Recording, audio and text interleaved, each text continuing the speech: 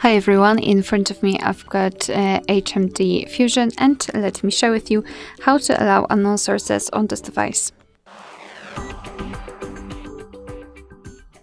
So let's start with opening the settings, and here we have to scroll and find the apps. Then let's scroll down to the very bottom and find Special App Access. Scroll down and tap on Install Unknown Apps. And right here we've got the apps which are allowed or not allowed to install some content. Of course we can change it, just tap on the app and tap on the switcher. After getting back, you can see that right now the Chrome is allowed to install something.